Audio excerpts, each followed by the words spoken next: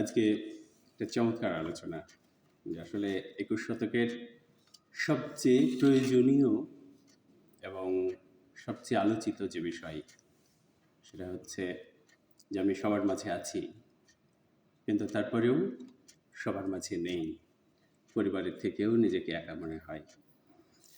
আসলে আমরা দিনের পর দিন একই ছাদের নিচে বসবাস করি, একই ঘরে বসবাস করেও আমার সুখে দুঃখে, আমার কষ্টে আসলে কেউ ভাগিদার হচ্ছে কি হচ্ছে না, বা আমার কষ্টটা কেউ ফিল করছে না কেন, তাই না? এটা মনে হয় না যে আমি পরিবারের জন্য সমস্ত কাজ করছি, সারা দিন ধরে কাজ করছি, সারা দিন, তারপরেও আমি যখন কষ্টে পড়ছি সে কষ্টটা আমার একার নিজের হয়ে যাচ্ছে, সবার হচ্ছে না। কিন্তু এমন এক সময় ছিল যে পরিবারের কেউ একজন কোনো বিপদে পড়লে সেই বিপদটা সবার হয়ে যেত এবং সবাই সেই দুঃখে সেই কষ্টে ভাগিদার হতো এবং ঝাঁপিয়ে পড়তো সেখান থেকে মুক্তি পাওয়ার। আসলে সমস্যাটা কোন জায়গায়? আমাদের যে সম্পর্কের বুননগুলো, সেই সম্পর্কের বুননগুলো আমার ভাইয়ের সাথে, আমার বাবার সাথে, আমার মায়ের সাথে, আমার সন্তানের সাথে, আমার স্বামীর সাথে, স্ত্রীর সাথে যে সম্পর্কের বুনন, সেই বুননগুলো আসলেই কি মজবুত আছে? আমরা একটা শার্টে বা গেঞ্জিতে যে সেলাই করি, সেই সেলাইটা যদি শক্ত না হয়, মজবুত না হয়, তাহলে কি হয়? সেটা খুব দ্রুত আলগা হয়ে যায়, তাই না? স্বামী বিবেকানন্দ একটা কথা বলতেন যে কন্ট্যাক্ট এবং কানেকশন, এবং তাকে নিয়ে এই ব্যাপারে নিউ ইয়র্কে সাংবাদিক জিজ্ঞেস করেছিলেন যে আপনি যে এই কথাটা বলেন যে কন্ট্রাক্ট এবং কানেকশন আলাদা, আসলে এটা কি? বিবেকানন্দ সেই সাংবাদিককে উল্টো জিজ্ঞেস করছেন যে আচ্ছা, আপনি আপনার পরিবারে কে কে আছে বলুন তো। সাংবাদিক মনে করছে যে হয়তোবা বিবেকানন্দ তার প্রশ্নটা এড়িয়ে যেতে চাইছেন, এই জন্য এই ধরনের প্রশ্ন করছেন। এটা মনে হওয়া স্বাভাবিক, তাই না? যে মানুষ যখন কোনো প্রশ্নের উত্তর দিতে না চায় তখন তাকে ব্যক্তিগতভাবে আক্রমণ করে। কিন্তু আসলে স্বামী বিবেকানন্দ তো ব্যক্তিগতভাবে আক্রমণ করার ব্যক্তি নন, তাই না?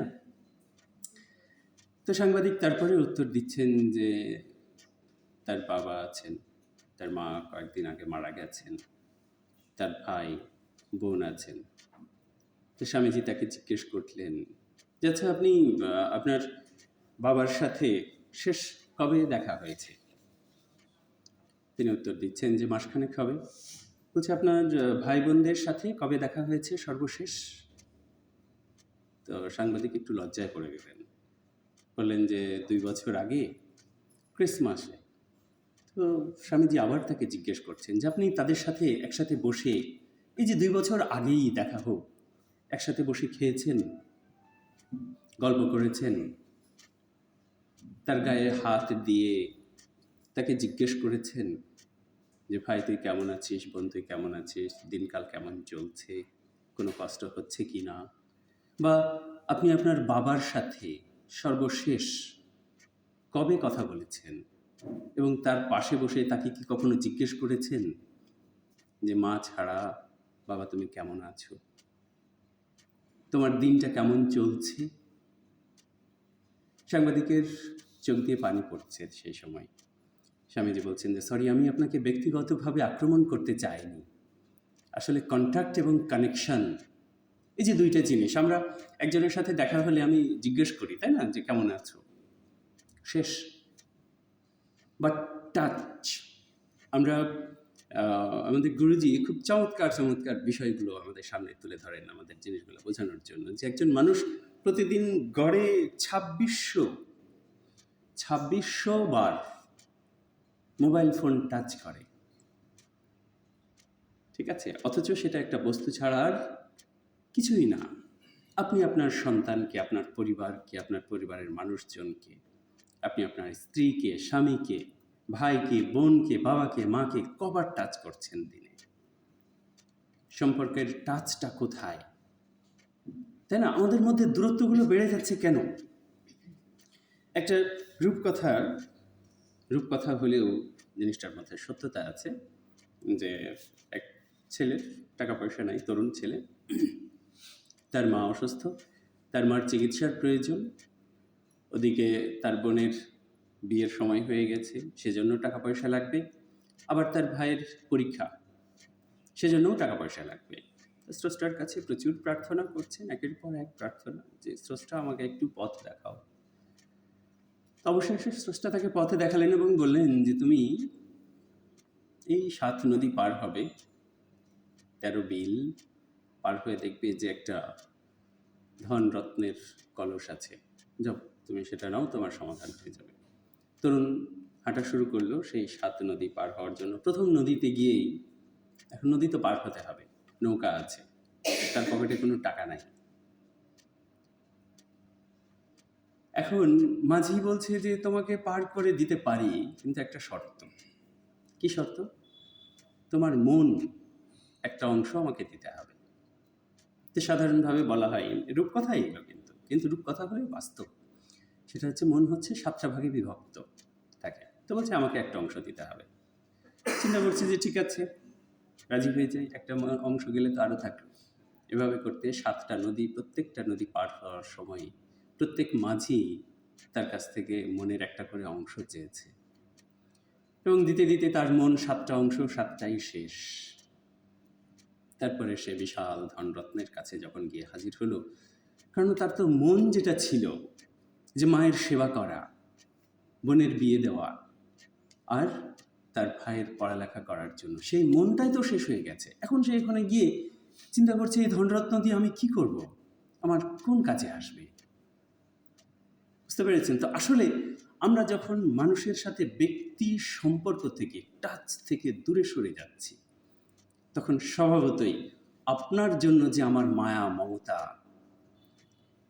21 শতকের যে বিচ্ছিন্নতাবোধ, যেটা কি বলছি, যে আমরা একই বিছানায় শুয়ে থাকি অথচ সবাই সবার থেকে আলাদা থাকি। কারণ হচ্ছে আমাদের যে মায়া মমতা, মন থেকে যে টাচ করাটা, একজন মানুষকে যে ফিল করাটা, যে হ্যাঁ ও আমার ভাই, ও আমার বোন, ওটা আমার সন্তান। এক অভিভাবক, এক পিতা তার পরামর্শ নিতে গেছেন যে আসলে তার কিশোর সন্তানটা কোনো কথাই শুনছে না, যতই যাকে বলা হচ্ছে ততই সে অন্য পথে যাচ্ছে, কোনো ক্রমেই তার কথা শুনছে না। তখন ডাক্তার তাকে পরামর্শ দিলেন, আচ্ছা আপনি সারাদিন কী করেন? তো সারাদিন অফিসের ব্যস্ততা থাকে, আপনি বাসায় ফেরেন কটায়? যে 8টা থেকে 9টা বেজে যায় বাসায় ফিরতে। যে তারপর কী করেন? যে তারপর তো আমি ক্লান্ত হয়ে থাকি। বলছে যে আপনি যখনই বাসায় ফেরেন না কেন, আপনি আপনার সন্তানটাকে নিয়ে ফুটবল খেলা শুরু করবেন। বলছে অত রাত্রে ফুটবল? হ্যাঁ, অত রাতেই ফুটবল খেলবেন। যে সারাদিন যে আমি ক্লান্ত থাকি, তারপরেও আপনি খেলবেন, কারণ আপনি সারাদিন তো আপনার সন্তানকে একটা সেকেন্ডও সময় দেননি। দিয়েছি কি? আমরা অফিস থেকে ফিরেই আমি ক্লান্ত হয়ে পড়ি, আমার মোবাইল ফোনটা আবার নিয়ে আমি মোবাইল ফোনের একাত্ম হয়ে গেলাম। আমি তো আমার সন্তান, আমার ভাই, আমার বোন, আমার মার একাত্ম হলাম না। এবং সেই ভদ্রলোক যখনই ফুটবল খেলা শুরু করলেন তার সন্তানের সাথে, 1 সপ্তাহের মধ্যে সব কিছু চেঞ্জ হয়ে গেল। কারণ আপনাকে বন্ধু মনে করতে হবে আপনার পরিবারের মানুষজনকে, আপনার সুখ দুঃখ তার সাথে শেয়ার করতে হবে, তার সুখ দুঃখ আপনাকে নিতে হবে। আপনি যদি এটা না করেন তাহলে কি হবে?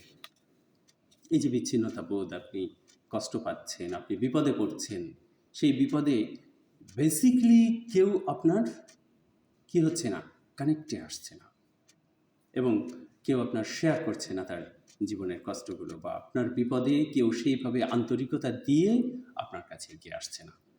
আসলে ব্যাপারগুলো এটাই, যে আমরা ঘরে ফেরার সাথে সাথে আমি যে আমার পরিবারেরকে যে সময় দিব, সেই সময়টা কোয়ালিটি টাইমের কথা বারবার বলেন গুরুজি, যে আসলে আমার টাইমটা কোয়ালিটি টাইম হচ্ছে কিনা, নট কোয়ান্টিটি, কোয়ালিটি টাইম।